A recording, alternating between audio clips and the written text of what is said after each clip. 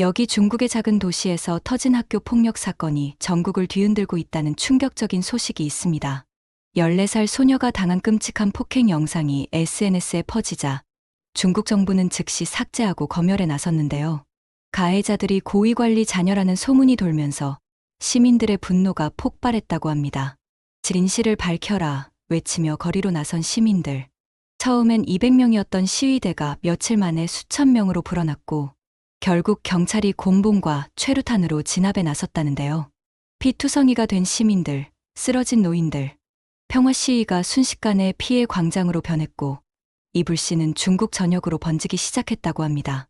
청년 실업률 25%, 부동산 붕괴, 의료 시스템 마비, 쌓여있던 불만이 한꺼번에 터져 나오면서 중국이 역사적 전환점에 서 있다는데 과연 이 사건이 중국에 어떤 변화를 가져올까요? 제 이름은 젠드로스 베일무어예요. 저는 15년 동안 권위주의 체제와 그 붕괴 지점을 연구해왔죠. 하지만 2025년 8월의 그 무더운 아침, 장저우시에서 목격한 것은 제 학문적 경력에 그 어떤 것도 준비시켜주지 못했답니다. 저는 3주 전에 중국의 작은 도시들의 사회운동을 연구하기 위해 도착했어요. 돌이켜보면 그 타이밍은 예언적이었죠. 그 비디오는 다른 수많은 것들처럼 제 소셜미디어 피드에 나타났습니다. 또 다른 학교 폭력 사건이었죠. 하지만 이번 것은 뭔가 달랐어요. 폭행의 체계적인 성격, 촬영하는 방관자들의 무심한 잔인함, 인간적 공감의 완전한 붕괴.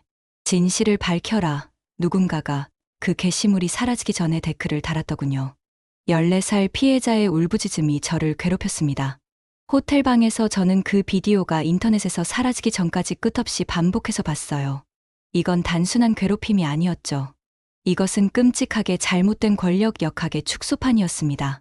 가해자들이 단지 교정 교육만 받았다는 소식이 전해졌을 때 그저 손목을 가볍게 때리는 수준이었죠. 저는 도시 전체가 숨을 멈추는 것을 느꼈어요. 소문은 암호화된 메시징 앱을 통해 들불처럼 퍼졌습니다. 권력이 자기 사람을 보호한다. 제가 물을 사러 갔을 때 한 노인 가게 주인이 속삭였죠. 그 단어는 낮은 목소리의 대화에서 계속해서 나타났어요. 권력, 항상 권력. 정부 관리들의 자녀들이 연루되었다고 사람들은 말했습니다. 당국의 신속한 부인은 불신만 깊게 만들었죠. 시민들은 믿지 않았습니다. 이 문구는 제 현장 노트에 주문이 되었어요. 삭제된 모든 게시물, 검열된 모든 댓글, 차단된 모든 검색어는 모두가 이미 의심하던 것을 더욱 강화시킬 뿐이었죠. 정부는 무언가를 숨기고 있었고 우리 모두는 그것을 알고 있었습니다. 처음에는 조용한 분노였어요. 저는 찻집과 시장, 버스 정류장에서 사람들의 표정이 변하는 것을 봤죠. 눈빛에 무언가가 굳어가고 있었습니다. 한 젊은 어머니가 제게 말했어요. 우리 아이도 14살이에요. 만약 이런 일이 제 아이에게 일어났다면. 그녀는 말을 끝내지 못했죠. 그럴 필요도 없었습니다. 8월 15일, 첫 번째 시위가 일어났어요. 약 200명 정도였죠. 대부분 부모들이었습니다. 그들은 장저우 제7중학교 앞에 모여 정의를 요구했어요. 아이들을 보호하라, 그들이 외쳤죠. 진실을 밝혀라, 경찰이 도착했지만 처음에는 그저 지켜보기만 했습니다. 아마도 그들도 부모였을 거예요. 하지만 무언가가 바뀌고 있었죠. 저는 연구자로서 사회운동이 형성되는 정확한 순간을 포착하는 것이 얼마나 드문 일인지 알고 있었어요. 이것이 바로 그 순간이었습니다. 수십 년간 쌓인 좌절감이 하나의 견딜 수 없는 불의 앞에서 결정화되는 순간이었죠. 다음 날, 시위대는 500명으로 늘어났습니다. 그 다음 날은 1000명이었죠. 정부가 더 많은 게시물을 삭제할수록 더 많은 사람들이 거리로 나왔어요. 그들은 인터넷을 차단하려 했지만 이미 너무 늦었습니다. 분노는 디지털 영역을 넘어 실제 세계로 흘러넘쳤죠. 저는 한 은퇴한 교사와 이야기를 나눴는데 그녀의 말이 기억에 남아요. 40년 동안 가르쳤습니다. 아이들이 서로를 이렇게 대하는 것을 본 적이 없어요. 그리고 당국이 그것을 덮으려 한다니? 이건 우리 사회 전체가 병들었다는 신호예요. 그녀가 옳았죠. 학교 폭력 사건은 단지 촉매제였을 뿐이었습니다. 그것은 훨씬 더 깊은 불만의 표면을 긁어낸 것이었어요. 불평등에 대한 불만, 부패에 대한 불만, 보통 사람들의 목소리가 전혀 중요하지 않은 체제에 대한 불만이었죠. 8월 20일까지 시위는 장저우를 넘어 퍼지기 시작했습니다. 인근 도시들이 연대 시위를 조직했어요. 소셜미디어에서는 사람들이 자신들의 이야기를 공유하기 시작했죠. 그들의 자녀들이 당한 불행, 그들이 목격한 부패, 그들이 삼켜온 굴욕. 각각의 이야기는 또 다른 불꽃이었고 곧 타오를 큰 불길에 던져진 작은 나뭇가지였습니다. 정부의 대응은 예측 가능했어요. 그들은 외부 세력을 비난했죠. 서구의 영향력, 분리주의자들, 문제를 일으키는 사람들. 하지만 이번에는 아무도 듣지 않았습니다. 거리의 사람들은 서구 요원들이 아니었어요. 그들은 부모였고, 조부모였고, 교사였고, 가게 주인이었죠. 그들은 충분히 참았던 평범한 시민들이었습니다. 제가 군중 속에 서서 그들의 구호를 들을 때 저는 역사의 무게를 느꼈어요. 제 학문적 훈련은 이런 순간들이 드물다고 가르쳤죠. 진정한 대중봉기가 일어나려면 조건이 정확히 맞아야 한다고요. 하지만 그 조건들이 여기 있었습니다. 쌓인 분노, 도덕적 분노를 일으키는 명확한 사건, 그리고 가장 중요한 것은 두려움을 넘어선 인구였죠. 한 젊은 남자가 제게 말했어요. 우리는 더 이상 무서워하지 않아요. 그들이 우리에게 뭘 할 수 있죠? 우리가 침묵하면 우리 아이들은 어떻게 되나요? 그의 목소리는 떨렸지만 그의 눈은 확고했습니다. 그것이 제가 이해한 순간이었어요. 이것은 단지 하나의 폭력 사건에 대한 것이 아니었죠. 이것은 존엄성에 관한 것이었습니다. 이것은 어떤 종류의 사회에서 살고 싶은지, 자녀들에게 어떤 미래를 남기고 싶은지에 관한 것이었어요. 장저우의 불꽃은 중국 전역에 존재하는 훨씬 더 큰 불쏘시개, 더미에 떨어진 것이었죠. 밤이 되자 저는 호텔 방으로 돌아가 제 노트를 검토했습니다. 제가 목격하고 있는 것의 의미가 저를 압도했어요. 15년 동안 저는 권위주의 체제가 어떻게 통제를 유지하는지 연구했죠. 하지만 여기서, 이 평범한 도시에서 저는 그들이 통제를 잃는 것을 보고 있었습니다. 한 번에 한 명의 화난 시민씩 말이죠. 8월 4일, 새벽이 되기도 전에 눈이 떠졌어요. 왜인지 모르게 가슴이 두근거렸죠. 어젯밤에 암호화된 메시지들이 돌았습니다. 시청에서 모임이 있을 거라는 내용이었어요. 연구원으로서 저는 그곳에 가야만 했습니다. 하지만 전문가로서의 모든 본능이 가지 말라고 경고했죠. 피해자 가족들이 가장 먼저 도착했어요. 약 30명 정도였는데 손수 만든 현수막을 들고 있었습니다. 폭력을 묵과하지 말라. 그들의 얼굴에는 슬픔과 결의가 섞여 있었어요. 언어의 장벽을 넘어서는 그런 표정이었죠. 저는 광장 건너편 커피숍 근처에 자리를 잡았습니다. 노트는 숨기고 관찰만 했어요. 정오가 되자 30명이었던 사람들이 수백 명이 되었습니다. 그리고 수천 명으로 늘어났죠. 모든 계층의 시민들이 모였어요. 교복을 입은 학생들, 유모차를 끄는 부모들, 연대를 위해 가게 문을 닫은 상인들까지. 분노가 온 광장을 가득 채웠습니다. 하지만 그것은 통제되고 집중된 분노였어요. 이건 폭도가 아니었습니다. 정의를 요구하는 공동체였죠. 제 옆에 있던 할머니 한 분이 떨리는 손으로 팻말을 들고 계셨어요. 왜 오셨냐고 여쭤봤더니 그분은 단순하게 말씀하셨습니다. 그것은 우리 모두의 문제입니다. 이 위기는 한 소녀나 한 사건에 관한 것이 아니었어요. 모두가 암묵적으로 이해하고 있었죠. 군중의 에너지가 커지는 것을 지켜봤습니다. 그들의 구호, 팻말, 얼굴들을 기록했어요. 많은 사람들이 마스크를 썼는데 코로나 때문이 아니라 익명성을 위해서였죠. 스마트폰들이 군중 위로 잔망경처럼 올라왔습니다. 모두가 역사적인 순간이 될 것을 감지하고 필사적으로 기록하려 했어요. 정부가 평소의 공공집회에 대해 유지하던 통제가 흔들리고 있었습니다. 모두가 그것을 느낄 수 있었죠. 한 젊은 어머니가 아이를 어깨에 태우고 있었어요. 아이는 너무 어려서 무슨 일이 일어나는지 몰랐겠지만 엄마는 단호한 표정이었습니다. 미래를 위해서라고 그녀가 옆 사람에게 말하는 것을 들었어요. 그 말이 제 가슴을 찔렀죠. 오후 2시쯤 경찰이 도착했습니다. 진압 장비를 갖춘 경찰들이었어요. 하지만 이상한 일이 일어났죠. 몇몇 경찰관들이 망설이는 것 같았습니다. 한 젊은 경찰관의 눈에서 갈등하는 모습을 봤어요. 그도 누군가의 아들이고 형제이고 아버지일 테니까요. 군중은 평화롭게 행동했습니다. 노래를 부르고 기도하고 침묵 시위를 했죠.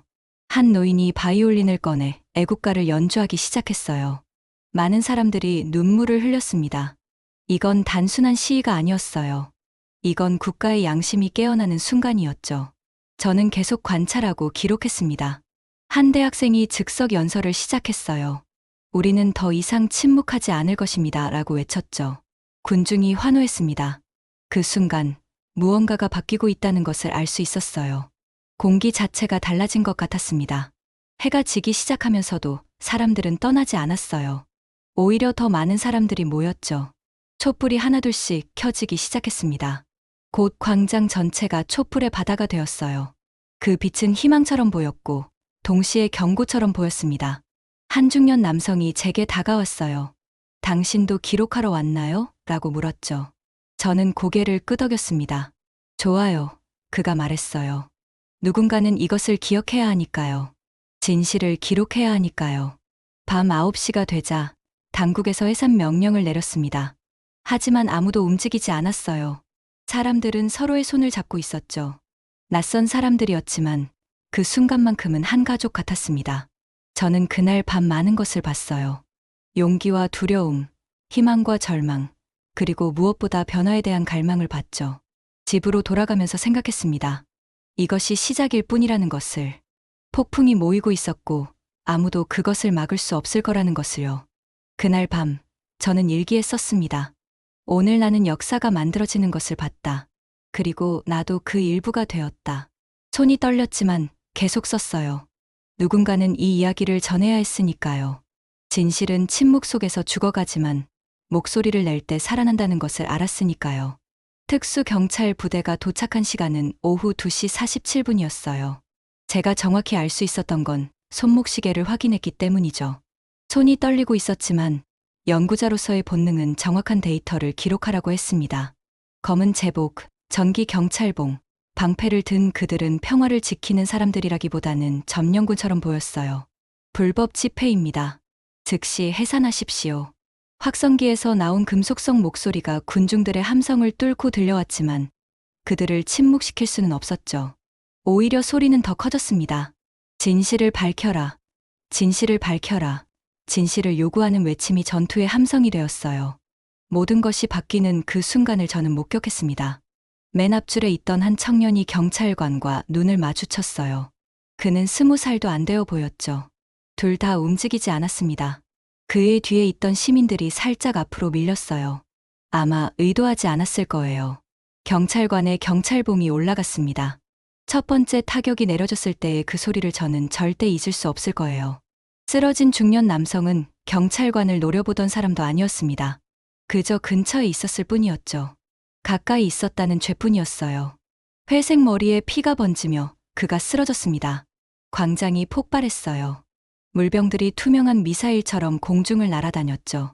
제 옆에 서 있던 할머니가 바닥에 밀쳐 넘어졌습니다. 젊은이들이 팔을 서로 끼고 연약한 사람들을 보호하려 했지만 경찰봉은 비처럼 내렸어요. 무차별적이고 가차 없었죠. 저는 건물 벽에 몸을 바짝 붙였습니다. 최루가스가 눈을 찌르기 시작했지만 계속 메모를 했어요. 그곳은 전쟁터가 되었습니다. 정부는 대화 대신 폭력을 선택했고 그렇게 함으로써 되돌릴 수 없는 선을 넘었던 거예요. 피가 시멘트 바닥에 떨어지는 걸 봤습니다. 붉은 물방울들이 회색 바닥에 작은 꽃처럼 피어났죠. 한 젊은 여성이 쓰러진 노인을 일으키려 했지만 경찰봉이 그녀의 어깨를 내리쳤어요. 그녀는 비명을 질렀고 그 소리가 제 가슴을 찢었습니다. 여기서 나가야 해요. 누군가가 제 팔을 잡았어요. 얼굴이 피로 얼룩진 젊은 남자였죠. 기자님이시죠? 이걸 기록해 주세요. 세상이 알아야 합니다. 저는 고개를 끄덕였습니다. 도망치고 싶었지만 발이 그 자리에 얼어붙은 것 같았어요. 더 많은 경찰이 도착했고 그들은 대형을 이루며 전진했습니다. 방패가 부딪히는 소리가 북소리처럼 울렸죠. 한 학생이 경찰 앞에 무릎을 꿇었어요. 우리는 평화롭게 시위하고 있습니다. 그가 외쳤지만 경찰봉이 그의 등을 때렸죠. 다른 학생들이 그를 끌어내려 했지만 경찰은 계속 전진했습니다. 최루탄이 터졌어요. 하얀 연기가 광장을 뒤덮었고 사람들은 기침을 하며 눈물을 흘렸죠. 저도 숨을 쉬기가 힘들었습니다. 눈이 타는 것 같았고 폐가 불타는 듯 했어요. 하지만 저는 계속 기록했습니다. 누군가는 이 진실을 전해야 했으니까요. 의료진이 필요해요. 누군가가 소리쳤습니다.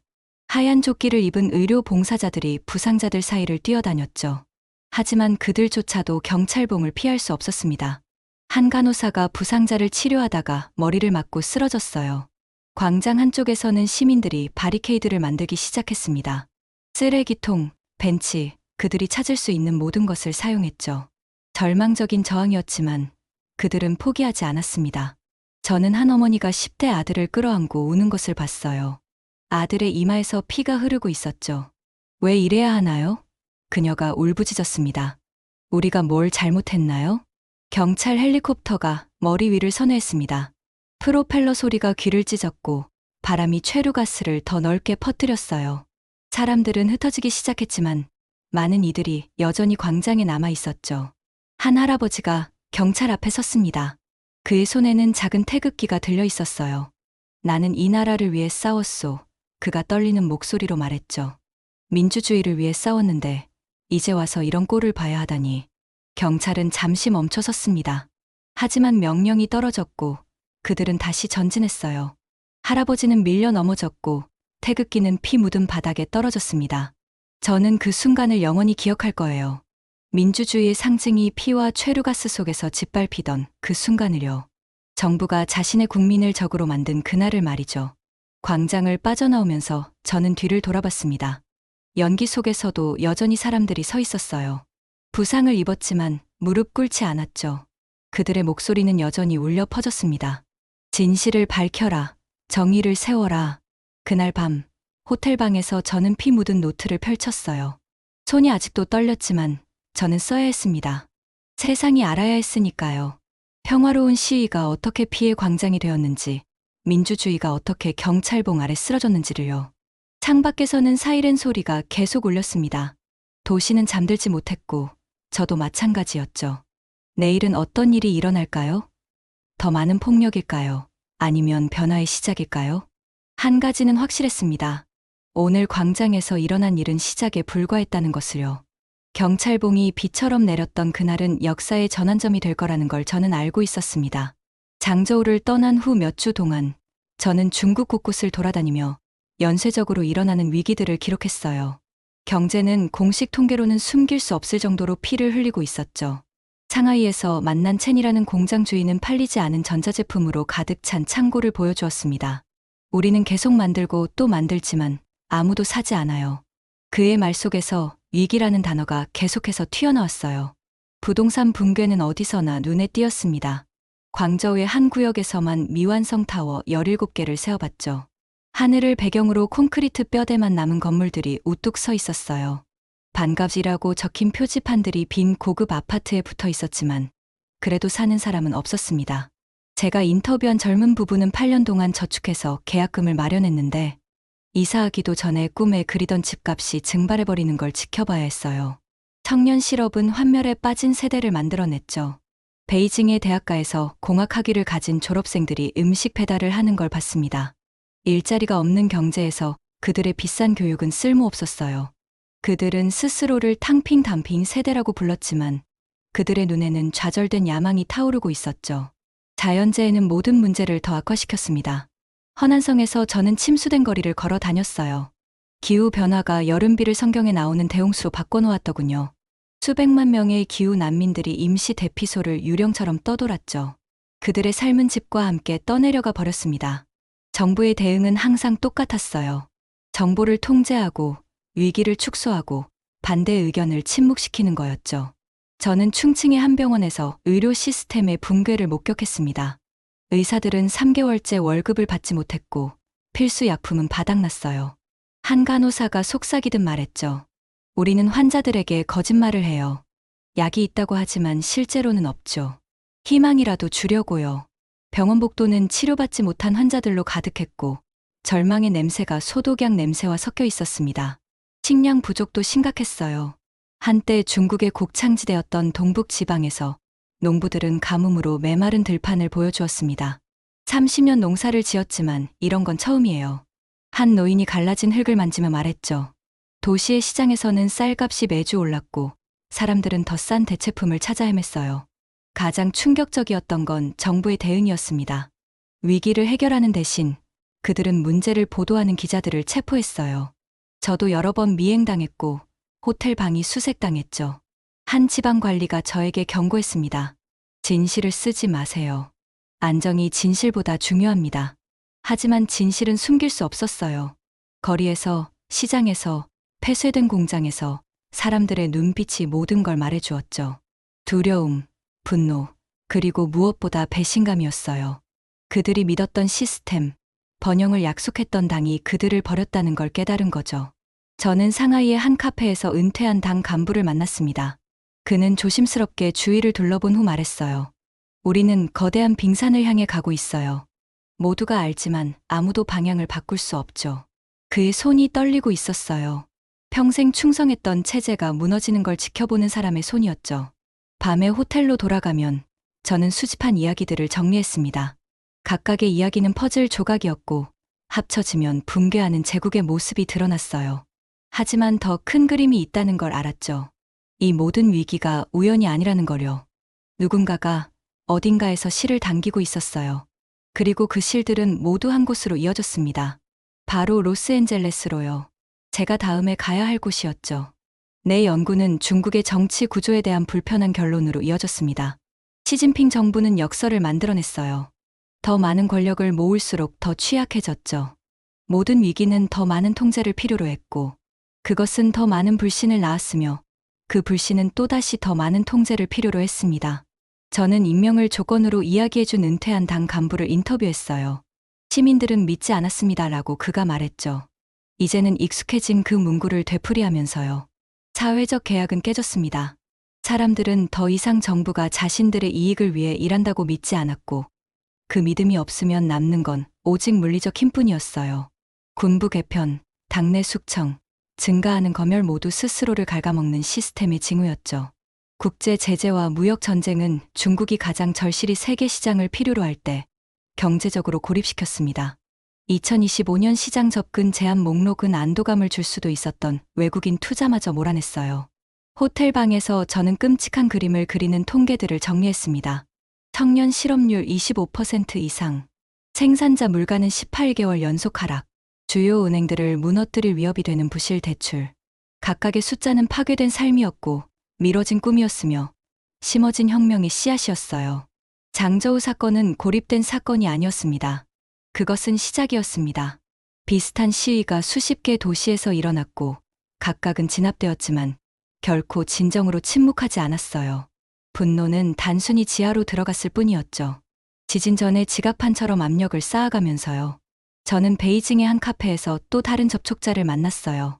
그녀는 정부 싱크탱크에서 일했던 경제학자였죠. 커피잔을 감싸 쥔 그녀의 손이 미세하게 떨리고 있었습니다. 우리는 이미 알고 있었어요. 그녀가 속삭였습니다. 모든 데이터가 붕괴를 가리키고 있었죠. 하지만 누구도 진실을 말할 수 없었어요. 그녀가 보여준 내부 문서들은 충격적이었습니다. 실제 실업률은 공식 발표의 3배였고 지방정부 부채는 상상을 초월했어요. 더 무서운 건 정부가 이 모든 걸 알면서도 아무것도 할 수 없다는 사실이었죠. 밤이 되면 저는 호텔 창문 너머로 베이징의 불빛들을 바라보곤 했습니다. 표면적으로는 평화로워 보였지만 그 아래에는 공포가 도사리고 있었어요. 거리의 감시 카메라들, 모든 대화를 감청하는 AI 시스템들, 그리고 언제든 문을 두드릴 수 있는 공안들. 제가 만난 한 대학생은 이렇게 말했더군요. 우리 세대는 희망이 없어요. 좋은 직장도, 집을 살 기회도, 심지어 결혼할 여유도 없죠. 그런데 정부는 계속 중국몽을 말해요. 누구를 위한 꿈인가요? 시안에서 일어난 또 다른 시위 소식이 들려왔습니다. 이번엔 대학생들이 주도했죠. 그들은 탕핑 눕기 운동을 넘어서 적극적인 저항을 선택했어요. 정부는 즉시 인터넷을 차단하고 군대를 투입했지만 소식은 이미 퍼져나갔습니다. 저는 위험을 무릅쓰고 시안으로 향했어요. 기차 안에서 만난 노인이 제게 말했습니다. 1989년을 기억해요. 그때와 비슷한 공기가 느껴집니다. 하지만 이번엔 다를 거예요. 이번엔 전국적이니까. 시안에 도착했을 때 도시는 계엄령 상태였죠. 거리마다 장갑차가 배치되어 있었고 하늘엔 드론들이 날아다녔습니다. 하지만 밤이 되자 학생들은 다시 거리로 나왔어요. 그들의 얼굴엔 두려움보다는 결의가 가득했죠. 한 학생 리더와의 비밀 인터뷰에서 그는 이렇게 말했습니다. 우리는 더 이상 잃을 게 없어요. 미래가 없는데 무엇을 두려워하겠어요? 정부의 대응은 예상대로였습니다. 더 강한 탄압, 더 많은 체포, 더 엄격한 검열. 하지만 불을 끄려고 기름을 붓는 격이었죠. 광저우, 청두, 우한에서도 시위가 일어났어요. 제가 수집한 데이터는 놀라웠습니다. 시위에 참여한 사람들의 80%가 35세 이하였고 대부분이 대학 교육을 받은 사람들이었어요. 이들은 정부가 가장 두려워하는 계층이었죠. 교육받고 연결되어 있고 그리고 화가 난 젊은이들. 한 정부 관리가 익명을 조건으로 제게 털어놓았습니다. 우리는 통제력을 잃고 있어요. 시진핑 주석은 더 강한 조치를 원하지만 군부 내에서도 균열이 생기고 있죠. 일부 장군들은 자국민에게 총을 겨누는 걸 거부하고 있어요. 경제 상황은 계속 악화되고 있었습니다. 주식 시장은 하루에 7%씩 폭락했고 은행들은 현금 인출을 제한하기 시작했어요. 부동산 거품이 터지면서 수백만 명이 평생 저축을 잃었죠. 저는 한 부동산 개발업자의 미망인을 만났습니다. 그녀의 남편은 파산 후 자살했죠. 정부가 우리를 버렸어요. 그녀가 울먹였습니다. 그들은 부자들만 구했고 우리 같은 사람들은 죽도록 내버려뒀어요. 이런 이야기들이 수만 개 있었습니다. 각각의 비극이 모여 거대한 분노의 물결을 만들고 있었죠. 정부는 이를 서구의 음모라고 비난했지만 진실은 단순했어요. 시스템이 스스로 무너지고 있었던 거죠. 저는 상하이의 한 비밀 모임에 참석했습니다. 기업가들, 지식인들, 심지어 일부 당 간부들까지 모여 있었어요. 그들은 포스트 시진핑 중국을 논의하고 있었죠. 변화는 불가피해요. 한 참석자가 말했습니다. 문제는 그것이 평화롭게 일어날지 아니면 폭력적으로 일어날지예요. 모임을 떠나면서 저는 깨달았습니다. 중국은 기로에 서 있었어요. 한쪽엔 더 강한 독재와 고립의 길이, 다른 쪽엔 개혁과 개방의 길이 있었죠.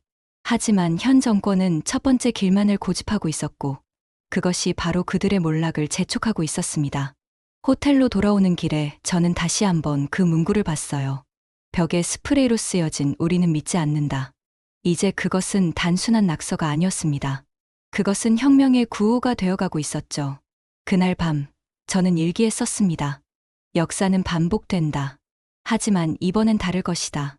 기술이 다르고 세대가 다르고 무엇보다 세계가 지켜보고 있다. 중국의 미래는 다음 몇 달 안에 결정될 것이다. 창밖으로 사이렌 소리가 들려왔습니다.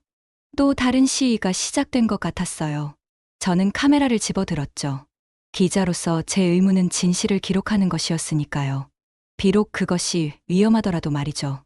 홍콩의 작은 카페에서 이 글을 쓰고 있어요. 중국에서 나온 지 벌써 2달이 지났죠. 연구 비자가 갑자기 취소됐거든요. 이유는 아무도 말해주지 않았습니다. 그저 문제가 있다는 말뿐이었어요. 창밖으로 빅토리아 항구가 보여요. 바쁘게 오가는 배들, 높은 빌딩들, 자유롭게 걷는 사람들. 이곳은 중국과 같으면서도 다르죠. 여기서는 진실을 말해도 체포되지 않습니다. 8월의 그날이 자꾸 떠올라요. 장저우에서 본 그 광경들이 눈앞에 아른거리죠. 떨리는 손으로 깃발을 든 여자, 경찰을 똑바로 쳐다보던 청년, 피투성이가 된 중년 남자. 그들의 얼굴이 잊혀지지 않더군요. 진실을 밝혀라. 그 외침이 아직도 귓가에 맴돌아요. 꿈속에서도 들립니다. 중국에서 진실은 가장 위험한 것이 되었죠. 돈보다 더 엄격하게 통제되고 외국 군대보다 더 두려워하는 것이 바로 진실이었어요. 하지만 진실은 묘한 성질이 있답니다. 아무리 막으려 해도 어딘가로 새어나오거든요. 제가 연구한 자료들을 다시 보니 한 가지가 분명해졌어요. 중국은 역사의 중요한 갈림길에 서 있습니다. 경제 위기, 정치 불안, 사회혼란, 환경 재앙이 한꺼번에 몰아치고 있죠. 변화가 올지 안 올지가 문제가 아니었어요. 언제, 그리고 얼마나 격렬하게 올 것인가가 문제였습니다. 제가 만난 시민들은 원래 혁명가가 아니었어요. 그저 평범한 사람들이었죠. 시스템이 그들을 한계점까지 밀어붙였을 뿐입니다. 정부가 가장 중요한 목적을 잊어버렸거든요. 바로 국민을 위해 일하는 것 말이에요. 그들의 분노는 이념적인 게 아니었습니다. 아주 실질적인 것이었죠. 일자리를 원했고 정의를 원했어요. 깨끗한 공기를 마시고 싶어 했고 정직한 정부를 갈망했습니다. 너무나 당연한 것들이었죠. 노트를 다시 읽어보니 한 문장이 가장 많이 나와요. 그것은 우리 모두의 문제입니다. 장저우 시위대는 중요한 걸 이해하고 있었어요. 서로 연결된 사회에서는 한 사람의 고통이 결국 모두의 고통이 된다는 것을요. 누군가 굶주리면 사회 전체가 불안해지죠. 누군가 부당하게 체포되면 모든 사람의 자유가 위협받습니다. 경찰이 광장을 비우기 전에 본 마지막 현수막에는 이렇게 적혀 있었어요. 우리는 더 이상 두렵지 않다. 아마 이것이 가장 깊은 진실일 거예요. 시민들이 두려움을 잃으면 권력은 기반을 잃게 됩니다. 그 상실 속에는 큰 위험과 큰 희망이 동시에 있죠. 중국의 변화 이야기는 아직 쓰여지고 있어요. 하지만 저는 거기 있었습니다. 첫 번째 장이 끝나고 새로운 장이 시작되는 그 순간에요. 1000명의 시민들이 편안함보다 용기를, 침묵보다 진실을 선택한 그 목소리로 쓰여진 새로운 장 말이죠. 역사가 그들의 희생이 중국에 꼭 필요한 변화를 일으켰는지 판단할 겁니다. 하지만 한 가지는 확실해요. 그들이 보여준 용기는 헛되지 않았다는 것을요. 연구자들은 객관성을 유지하도록 훈련받아요. 감정을 배제하고 사실만 봐야 하죠. 하지만 때로는 역사의 현장에서 단순한 진실을 인정해야 할 때가 있습니다. 정의를 외치는 사람들, 그들의 목소리가 침묵당해도 그 메아리는 영원히 울린다는 것을요. 장저우의 시위대는 흩어졌어요. 하지만 그들의 메시지는 남아있죠. 진실을 밝혀라. 진실을 밝혀야 합니다. 언제나요. 이 카페에서 커피가 식어가는 동안 저는 또 다른 진실을 깨달았어요. 변화는 거대한 폭발처럼 오는 게 아니더군요. 작은 균열들이 모여서 만들어지는 거예요. 장저우에서 시작된 균열이 어디까지 퍼질지는 아무도 몰라요. 하지만 분명한 건 한 번 시작된 변화는 멈출 수 없다는 거죠. 물이 댐의 작은 틈을 찾아 흐르듯이 진실도 그렇게 길을 찾아갑니다. 저는 이제 홍콩을 떠나 다른 곳으로 가야 해요.